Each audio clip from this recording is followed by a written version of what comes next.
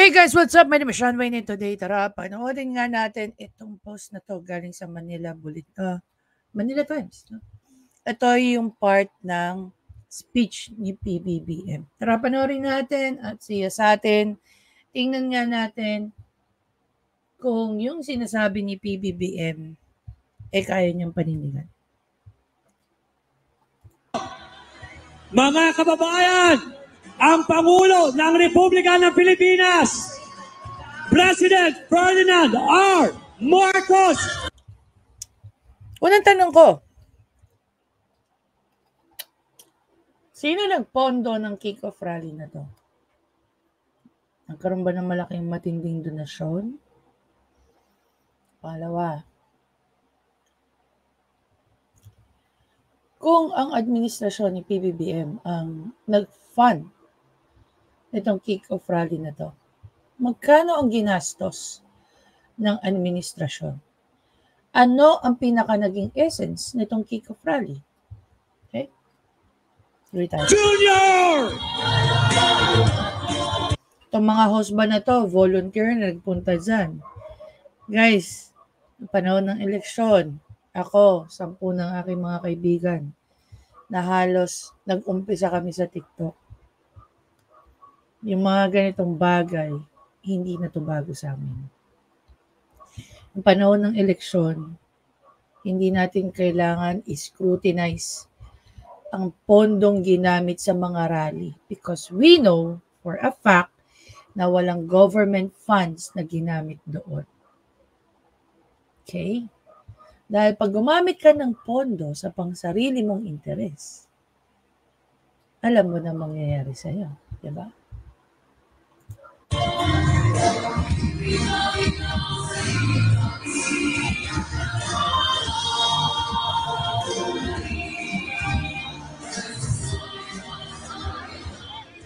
Magandang gabi po sa inyo lahat. Babatiin ko po ang ating mga kasamahan na nandito ngayon upang ipagdiriwang ang pagbago ng Pilipinas. Andito po ang dati nating Pangulo, former President Gloria Macapagal Arroyo. Andito po ang mga ating kasama sa Senado, Senator Jinggoy Estrada,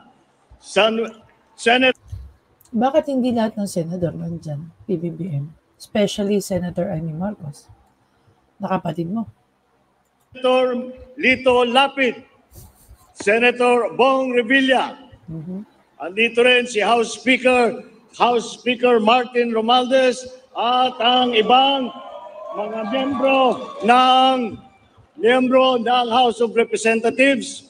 Andito po ang ating Executive Secretary, Chief Luke Bersamin, at ang ating kalihim ng mga iba't ibang departamento na kasama sa kabinete. Andito rin po ang ating mga sundalo, mga commanding general, officers, enlisted personnel ng AFP. At siyempre naman po, kailangan talaga. May guys, kain tayo. Sarap to. Pretzel maker. Yan.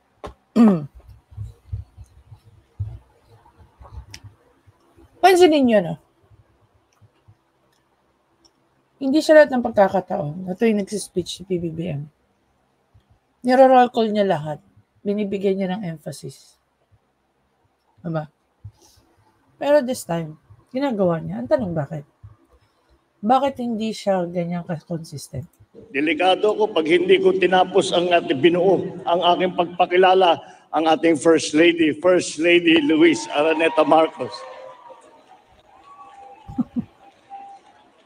Kasama rin po natin ang ating mga local government officials. Kaya tinatawag na ko tingnan Maharlika PBBM eh.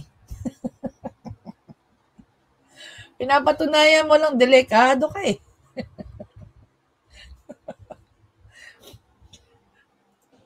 My fellow workers in government, our friends in the different religious groups, ang ating napakahalaga na kasamahan, partners in the private sectors, mga kababayan, magandang gabi po sa inyong lahat.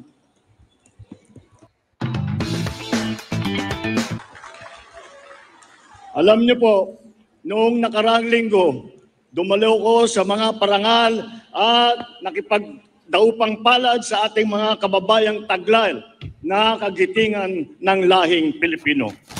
Sa bantayog ng SAF 44, naalala ko ang tapang ng ating lahi. Silang nauubusan ng bala pero hindi nauubusan ng lakas ng loob.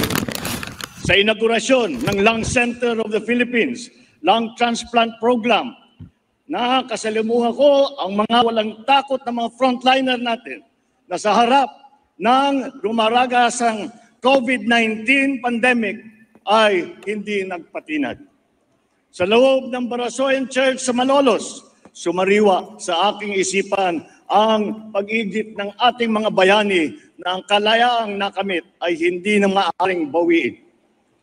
Sa pagyapak ko sa ating mga PWD na atleta na naghakot ng medalya sa Asian Para Games, nadama ko ang diwang ng paglulupig sa anumang malikid. Sa pagbukas ng higanteng petrochemical plant sa Batangas, tumambad sa akin ang sipag at talino ng mga Pilipinong manggagawa at mga nangangalakal. Bakit ko po isinasalaysay itong ngayon bilang pamungad ko na pananalita? Sapagkat po, sa gitna ng pagdududa na walang pag-asa ang bayang ito. Okay. Okay. Gets niyo na?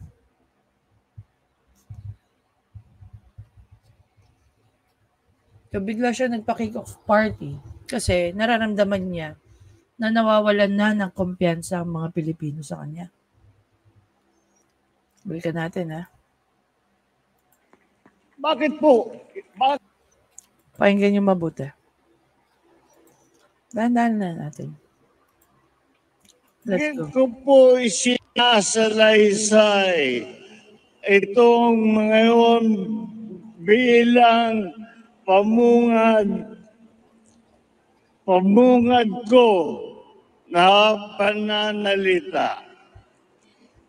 Sapagkat po, sa gitna ng pagdududa na walang pag-asa ang bayang ito, sila ang nagpapawalang bisa sa mga maling haka-haka at paniniwala.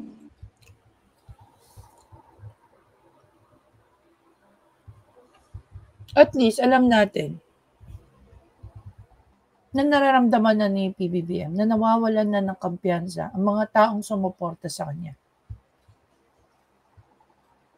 Diba? Yung sinasabi naman ni PBBM, okay, yung mga nabanggit niya, hindi niyo ba yan nabasa o napanood sa mga news? Ako nabasa at napanood ko yun sa mga news. Anong balita sa bigas? Kamusta na ang bigas? Kamusta na ang mga pabahay? Nasaan na ba tayo dyan?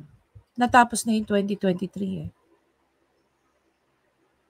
Nasa 2024 na tayo. Excuse me. Sabi nga ni PBBM, tungkol sa pabahay, every year, ang gusto niyang ma-achieve is magkaroon ng 1 million na pabahay. Bakit wala tayong nababalitaan na nagkaroon na ulit ng turnover na pabahay?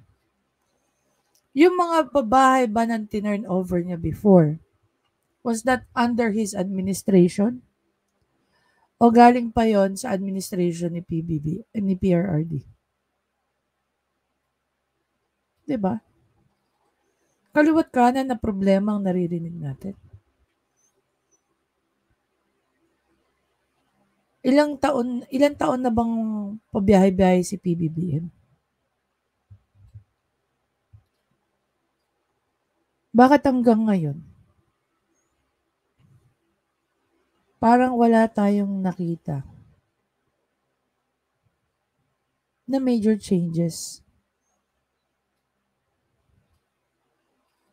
As in major. Ako, alam ko, aware naman ako sa mga kick-off, sa mga sinisimulang project. Alam naman natin yan at hindi naman natin yan binabaliwala. Lahat ng tao na excite sa pagiging presidente mo, PBBM. Well, actually, hindi pala. 32 million na Pilipino ang na-excite sa pagiging presidente mo. 32 million ang nag-abang sa lahat ng kick-off ng projects mo.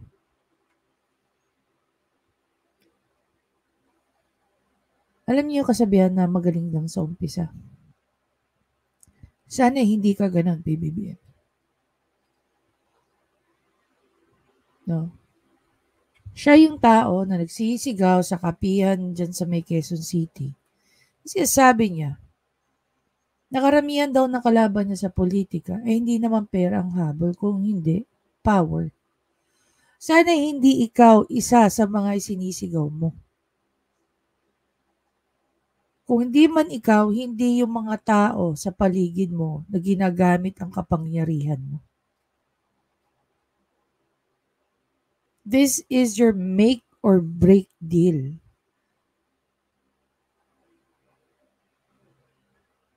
Pag napunta lang sa walang kwenta to, PBBM, forever na to. Hindi na kayo makakaahon. Diba? Sa negativismo na tila bumabalot sa ating bansa, na binabaluktot ang ating kakayahang umusbong ang mga nababanggit ko. Alam mo, the beauty about political discourse, the beauty about people who's very much interested kung paano pinapalakad ang gobyerno is nakikita yung mga mali. Hindi lang kayo na nakaupo ang may alam sa mga ginagawa niyo. Napakaraming Pilipino sa tinagal-tagal, no, na sila ay mga, sabihin na lang natin, nag-i-engage sa mga political arguments, discourse. Do you really think yung mga botante, karamihan sa mga yan, hindi nag-iisip? Actually, yung 32 million na bumoto sa'yo, PBBM, yan yung mga botanteng nag-iisip. Bakit?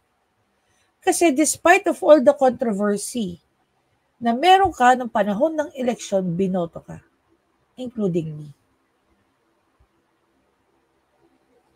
Nababasa ko naman yung mga kaso ninyo eh.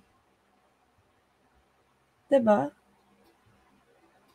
Pero mas naniwala kami sa kaya mong gawin ngayon sa nagawa nyo noon.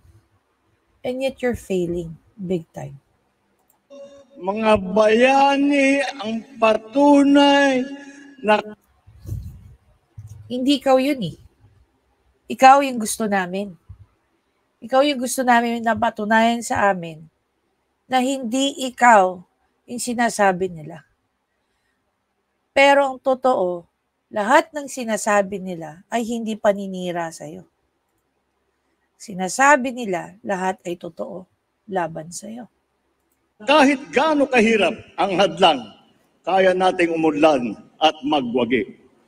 Sa ating mga kapwa Pilipino na mababa ang tingin sa kanilang sarili at kakayahan, ang mga nababanggit kong huwarang Pilipino ang itataas ang ating noo kahit kanino. Mayroon ako nakitang post. Di pa ako kumakain guys, no? So,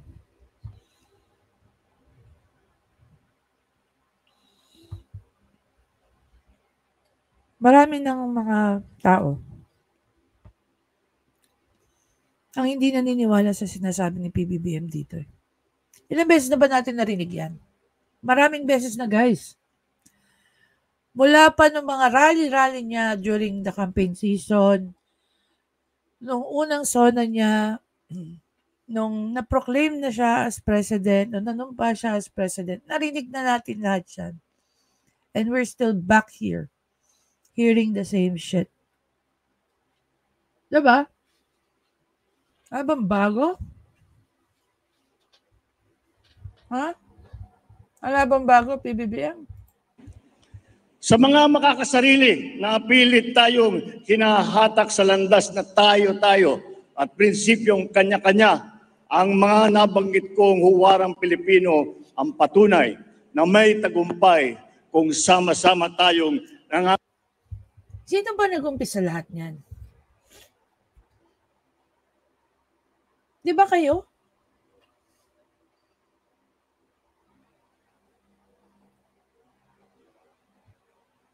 Di ba? Sige nga, PBBM. Ito yung challenge natin kay PBBM. Ano? I-debunk mo yung sinabi ng sarili mong kapatid. Sabi niya, hanggang ngayon, wala tayong naririnig na feedback. Wala sinasabi si Senator Amy na dinideny niya na yung nagsisirculate na text message di umano niya ay hindi kanya. So, ibig sabihin, totoo na tinawag kanyang traidor sa bayan, sa konstitusyon, at sa pamilya niyo na hindi ka daw anak ng ama mo? Diba? ang harap at sabay-sabay tayong kumilos. Sa totoo lang, sa bayang ito, hindi po mabibilang ang dami ng mga katulad nila, mga tanglaw na di kayang takpan ng kadiliman. My fellow Filipinos, Totoo nga yung sinasabi ng mga tao after nila mapanood ito. Itong rally daw na to is nothing but a loyalty check. A waste of money, a waste of time of every single Filipino na pumunta dyan.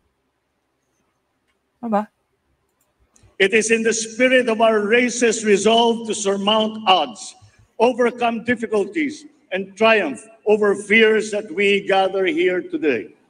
We face a complex and changing world.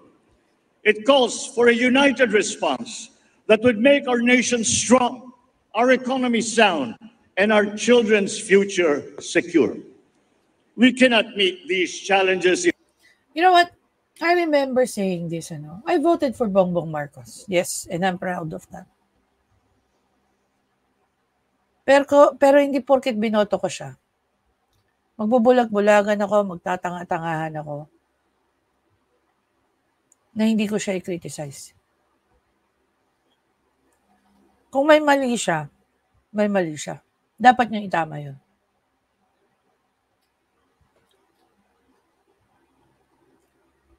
Ngayon, meron bang tao na nagkaroon ng lakas ng loob na tanungin siya? Na totoo ba na may kinalaman ka sa People's Initiative ni Romualdez? Kasi kung wala, bakit ka tatawaging traidor ng kapatid mo? Kung wala, bakit ka tatawaging traidor sa Constitution? Diba? No common purpose energizes us. We need to have a vision that moves us forward. Imagine niyo yung number ng crowd na yan. Yan yung number ng crowd. Na sana, nagpapahinga tong mga to. Sana, nagkakaroon sila ng family time. Sana, nagre-ready na sila papasok kinabukasan. Dahil linggo to eh. Anong oras na natapos to? Yung iba dyan, malalayo pa guys ang uwian. Yung iba dyan, pagod na sigurong nakatayo. Alam niyo ba kung gaano karami yung mga tao sa kalsada ng araw na yan? Kaya nagkanda traffic. Hindi lang tao. Bus, sasakyan, mga government vehicles, nagkalat doon. Sino nagpondo ng mga gasolina nun? Kung nag-tollgate pa yun, sino nagbayad? Taong bayan. Para saan? Para sa loyalty check mo?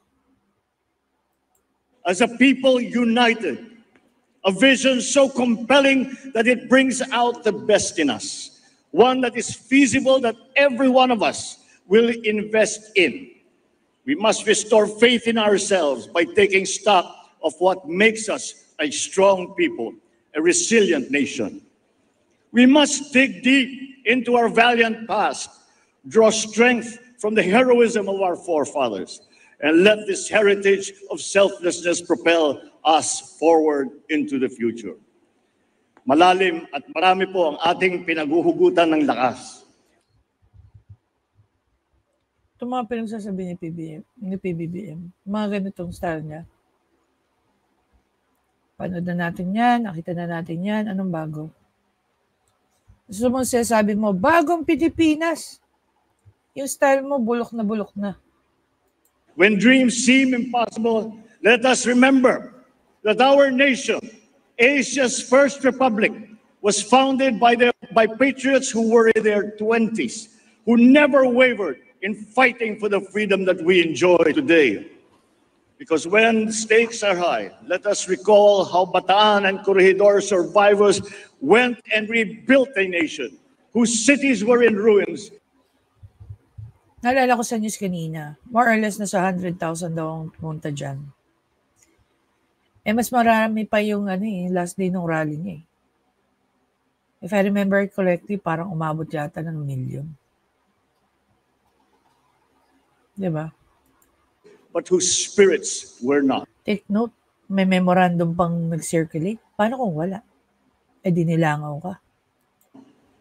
When hard work looms, let us be inspired by the resilience of communities pummeled by typhoons, yet never let this annual stress of nature defeat them. Nasaan ka nung nagbaha?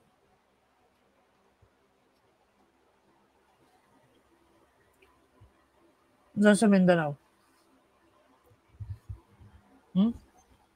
Nasaan ka, PBBM? Every generation who came before us was defined by the crisis that tested their mettle and that tried their souls. And as we rebuild, we must not return to a nation as it was before. We must create one that is better. We will only... Kaya ka nga namin binoto Dahil yan din nga yung sinasabi mo ng panahon ng eleksyon. Asan yung better dyan? Punong-puno ng controversy ang administrasyon mo. Only succeed if we overcome the crisis of confidence that clipped our wings long before COVID-19 struck. We have to begin by restoring faith in ourselves, belief in our strengths, and trust in our institutions. Only then can we have confidence to bravely confront whatever tomorrow brings. Ang balakid na nakakahambalang sa ating pag-unlad ay ang kawalang tiwala natin sa ating mga sarili, sa ating mga institusyon. Kasi binibigyan nyo ang taong bayan ng rason kung bakit hindi kami nagtitiwala na sa inyo. Kayo rin gumawa niyan Diba? Bakit marami sa atin ay napakababaw ng pagtingin sa ating kakayahan? Bakit naging marupok ang paggalang sa mga batas at alituntunin? Di ba nga kayo gumagawa niyan? Diba? Kayo gumagawa niyan. Simpleng batas trapiko, hindi nasusundan. Ang kalat, itinatawag.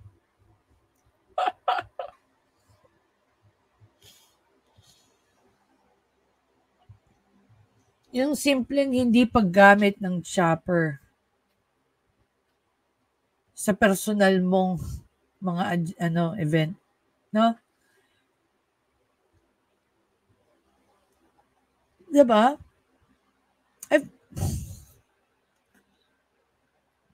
Nahipokrita naman ako dito kay PBBM.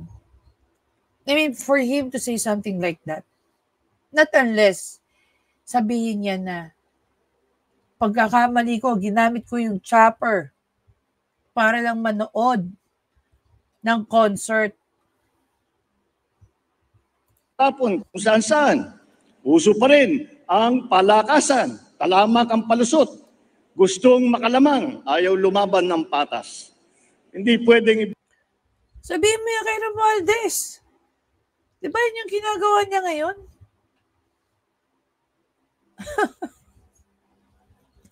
Pinaparinggan mo ba, pinsan mo? punto ng sisi sa taong bayan paulit-ulit na pinangakuan pero hindi natutupad na pangako. Hindi natin pwedeng sumbatan ang masang biniguna ng marami. Duh.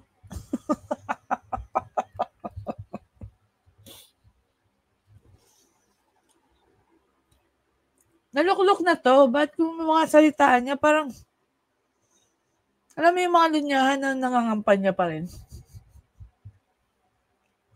Beses. Kaya ilang beses ko na itatanong sa aking sarili, paano ba natin hihilumin ang pagtatampo ni Juana at Juan de la Cruz? Oh, see? Ilang beses niyang pinapatunayan sa atin na itong rallying ito is para saan? Loyalty check. Wala na PBBM. You cannot pull them back to you. They're gone. We're gone. Wala na kami sa poder mo. You failed us big time. Simulang hinayaan mo na manghimasok si Romualdez sa Uniteam. Kasalanan mo rin yan. Paano natin ibabalik ang tiwala nila sa gobyerno, sa kanilang sarili, sa ating kinabukasan?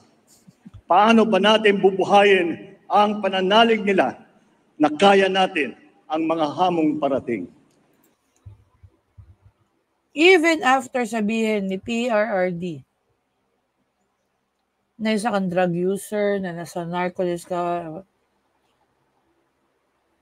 kung paano kita tiningnan ng panahon ng eleksyon, kahit pa sabihin ng mga tao na ikayo ay mamamatay tao, magnanakaw, at kung ano-ano pang masama, nagtiwala pa rin ako sa iyo, PBBM. Pero sa nakikita kong to, kahit walang sabihin si PRRD na adik ka, nawalan na kami ng tiwala sa iyo. Simulang atakihin ng Congress, no, ng House of Representatives, si VP Sara. Nawalan na kami ng tiwala sa iyo. Kasi kung gaano ka-loyal si VP Sara sa iyo, gano'n naman ang opposite mo sa kanya. I believe that to win that trust, the government must show in deeds, not in words, that it is deserving of that trust. Government must lead by example, not by empty exhortation, but in... Government? Lead by example? Kamusta yung pumupunta dyan sa Senate? Ilan tao ang binastos, binalahura, winanglanghiya? As a president, hindi mo nakikita kung paano tinatrato ng mga senador ang mga resource person nila? As a president, hindi mo nakikita kung ano yung ginawa kila ka Eric?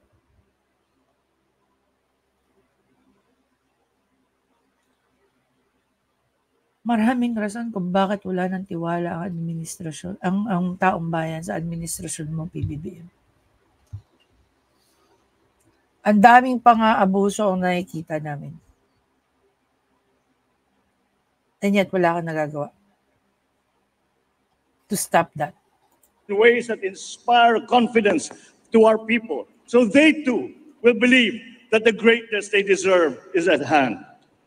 It must present an agenda for the future with clear benefits for our people. For only by providing clarity will they invest in it. We must craft a blueprint for progress. Alam niyo guys, hindi kami namalit yung mga crowd na pumunta dyan. Pero I think, mas ma-appreciate ng crowd na umating dyan na kumuha ng ayuda, okay, sa DSWD. So alam na natin, yung estado, ang buhay ng mga yan. Yung pa-English mo dyan, PBBM, sana sinamahan mo ng mga visual aids para mas lalo ka nilang maintindihan sa mga pinagsasabi mo. Diba? Ma-infographics. Ginagawa mo naman yung sa mga vlogs mo. Kaya hindi ko maintindihan bakit ka nagpa-kick off rally.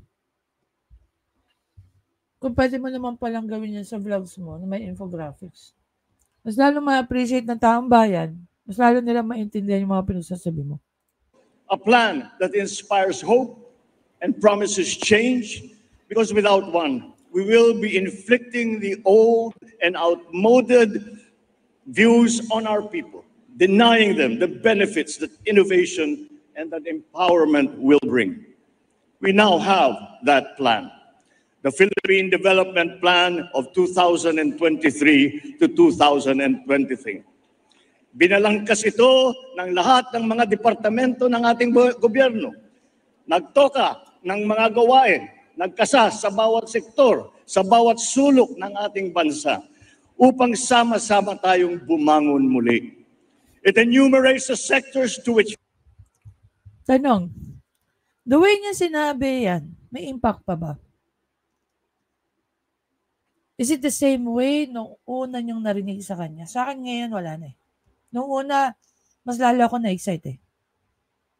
Ngayon, wala na. Funds should be channeled. What nurturing policies must be planted so that these can contribute to the overall growth that we desire. It lists the infrastructure which we are building better and more. It paints the ideal human development index that we are all working to achieve.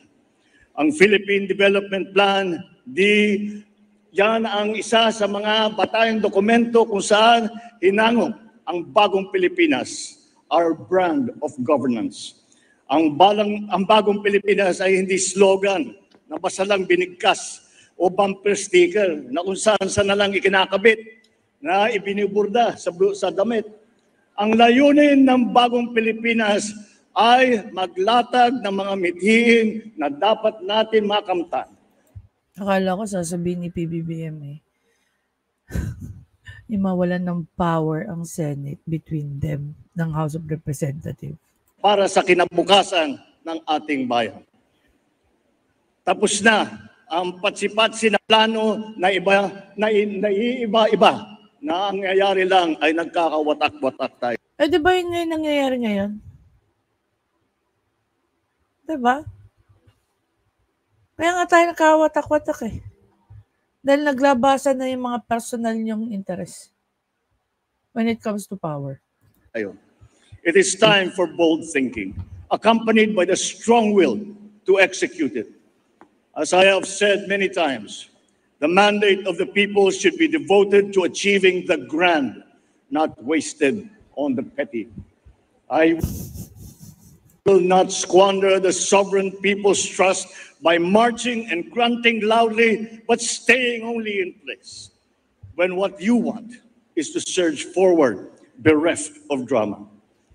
Bagong Pilipinas is not a political game plan that caters to a privileged few. It is a master plan. Hindi ba yun nangyayari ngayon?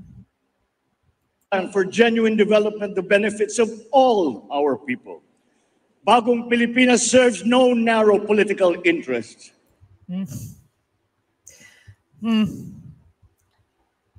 Kailan ba Kailan ba in-announce ang bagong Pilipinas? Diba? Kailan? Kailan nag-umpisa itong mga People's Initiative na to? Kaya nga nag-aaway na ngayon ng House of Representatives at saka ang Senate, di ba? Dahil ang gusto ng House of Representatives, mawalan ng power at maging minority ang Senate. Tapos may ganyan sinasabi si PBBM. It serves the people. Bagong Pilipinas is not a new partisan coalition in disguise. It is a set of ideals that all us Filipinos, regardless of political creed or religion or wealth, can coalesce around. Bagong Pilipinas is addressed to all government officials and employees. Siyempre, tatanungin ko sana, may umaman na bang mahirap sa panahon ni PBBM? Oo, marami. Thank you sa loto. Diba? And citizens of this country. It is an invitation to all of us to think about being a Filipino and view the nation from a renewed perspective. It is a call for transformation, the transformation of our idea of being a Filipino, and the transformation of our economy, of governance, of society. Bagong Pilipinas transcends this administration. To those whose overheated imagination has been poisoned by toxic politics, Bagong Pilipinas. Saan ba nagsimula ito lahat? Excuse me. If I remember it correctly, nagsimula ito nung sinimulan niyong atakihin si VP Sara. Through the Makabayad luck. Kung ano ng mga pinagsasabi niyo. Then umariba si Romualdez. Dito lang naman yan nagsimula eh.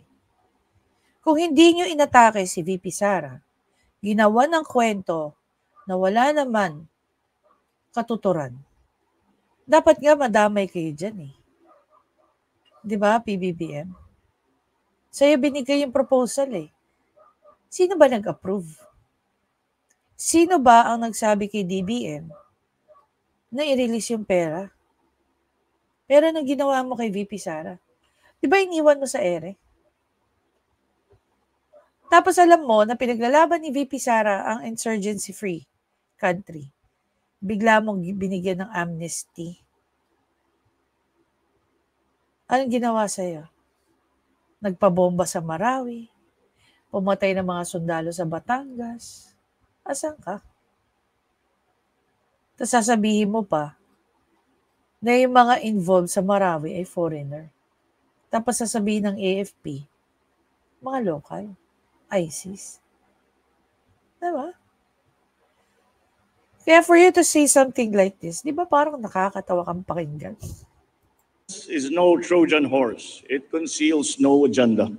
It is a program of many workhorses driven by the love of country.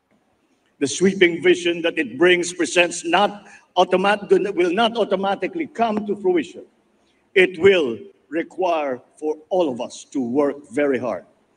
Such is not the assigned task of government alone, but it is the duty of every Filipino. This is not a plan drafted in isolation by those who govern. This is a plan drawn from the inputs of the sovereign.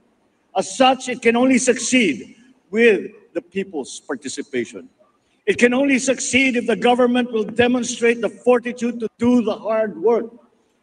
Unfortunately, ibang klaseng hard work ang ginagawa ng administrasyon mo, PBBM.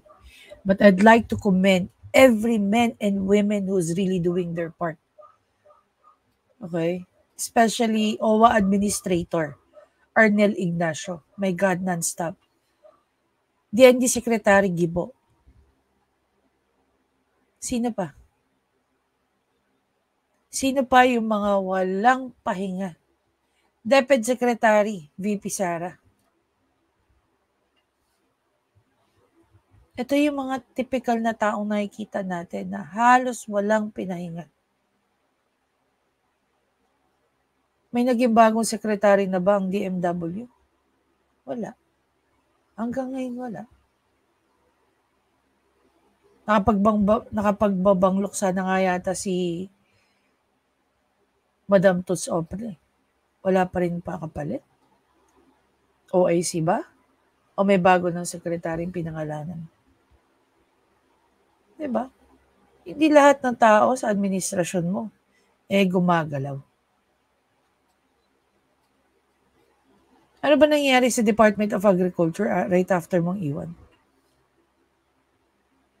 Kamusta na yung kadiwa? Magaling lang sa umpisa. Ang nakakatawa niyan, may kaso pa. Nakasuhan pa sa ombudsman, isa sa undersecretary mo. Related dyan sa kadiwa. Diba? Wala kang alam? Ikaw ang secretary? Diba? Anyway guys, magpa-part 2 na lang tayo. At medyo nasa halfway na tayo ng kanyang speech. Kayo ba? Hindi ba naging familiar na tunog itong mga pinagsasabi dito ni BBM noong panahon ng eleksyon, noong panahon ng pangampanya niya? Yung mga pinagsasabi niya rito, very familiar sounds. Walang bago. Maliban lang sa suot niya. Sumisigaw na logo ng bagong Pilipinas. Ulitin ko, hindi na overshadow yung mga naumpisahan na ni PBBM during his now in his administration. Hindi ko yun nakakalimutan o kinakalimutan. Ang problema kasi, maraming mga taong pinapasok si PBBM sa maliit nilang circle of trust. Ang pinipili niyang mawala ay yung taong tumulong sa kanya sa panahon na siya ay walang-wala. Hulaan pa ba natin kung sino yan? Of course, si VP Sara. Na napaka-loyal sa kanya. Sabay iniwan niya sa ere si VP Sara. Anyway guys, pag-usapan natin yung part 2